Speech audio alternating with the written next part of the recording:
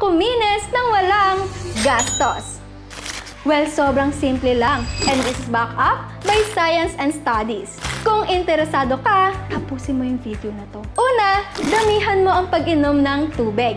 Maganda, umiinom ka ng 2 liters of water or 12 cups of water every day. Etong outmost layer ng balat natin, nakadepende ang tibay niyan sa level of hydration ng balat natin. Kaya kung marami kang iniinom na tubig araw-araw, less inflammation, less breakout, and less irritation. Pangalawa, sapat dapat ang tulog mo araw-araw. Tama na kasi pagpupuyat sa maling tao. Char! Alam mo ba na kapag lagi kang kulang sa tulog, mas mabilis tatanda ang balat mo?